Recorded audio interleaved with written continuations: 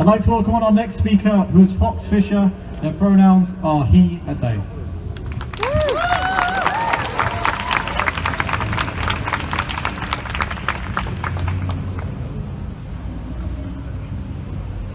It would not be an exaggeration to say that transition saved my life.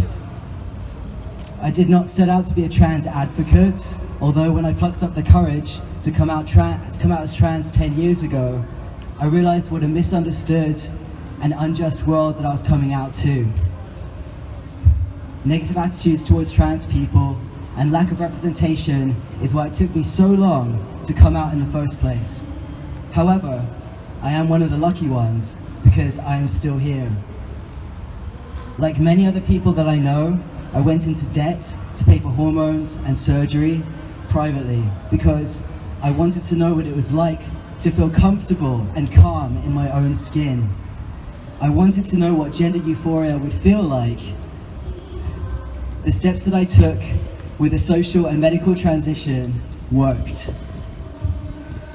During the past decade, helping to educate people that trans people are just people, I have been invited inside 10 Downing Street 3 times for a Pride-themed summer party, where members of the LGBTQIA community would stand in the garden and listen to a speech from the Prime Minister about how great things are for LGBTQIA+ people and how we should be proud of ourselves for making the UK diverse. But the fact is, the government has failed the trans community again and again and again.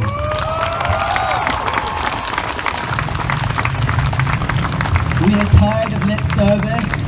We're tired of people who want to debate trans issues when this is our lived experience. We're tired of trans issues being made into a moral panic by the mainstream media. We're tired of trans people being the butts of jokes. We're tired of the media content about trans people being made by cis people for a cis audience. And we're tired of the long wait for healthcare to be seen, to be heard, to live our lives as ourselves.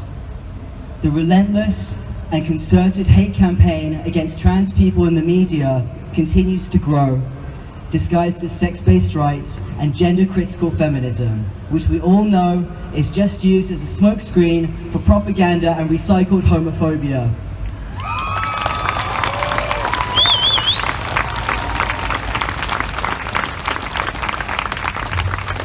There is nothing radical or feminist about denying trans women and trans people in general their rights and liberties.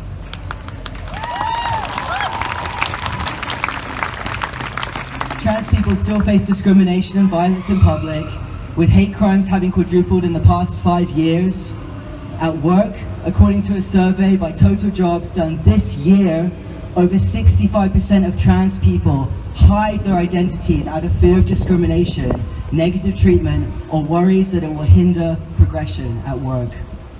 Trans people still face barriers when accessing services where they're either questioned, denied, or not included at all.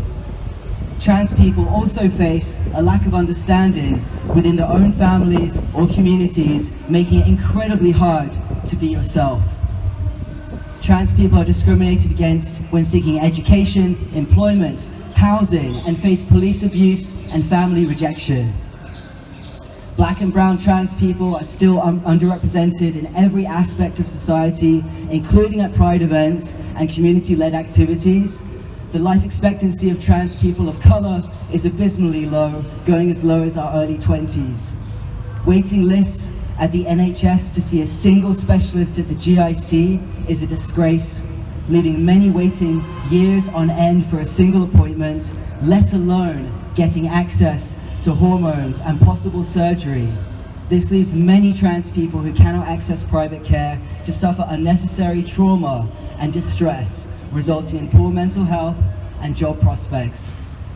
Trans young people are facing huge barriers in the access to support and healthcare, putting our future generations at risk. Court cases are trying to take away their existing rights, and the fight for the future, for their future, is constant and ongoing. It's intolerable that our children have to suffer because adults cannot get over their own bigotry and hate.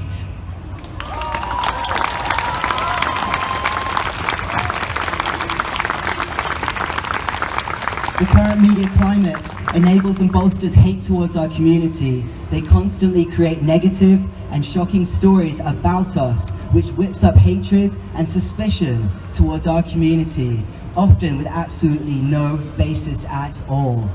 The government has ignored us, misunderstood us, and failed to address our needs or protect us. We've been failed by our government for basic human rights, which continue to be eroded. People should not have to wait 4 to 5 years to access life-saving hormones or surgery on the NHS.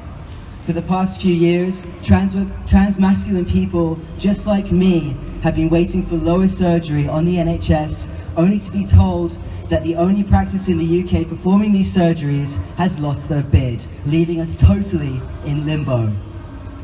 When you keep eroding our current healthcare and legal protections, this puts our life on pause.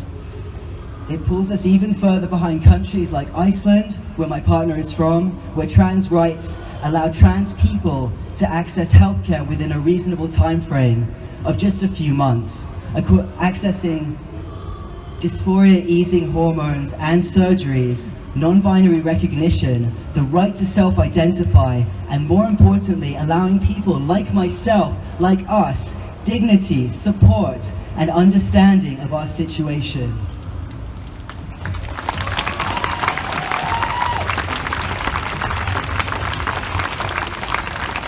We need the UK government and society at large to address this. We are living in an epidemic of violence and disinformation against trans people, and something has to be done.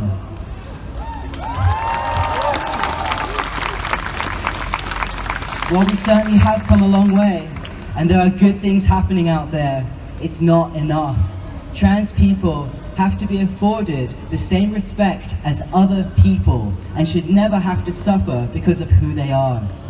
Our community will keep growing, and we won't stop fighting for our rights.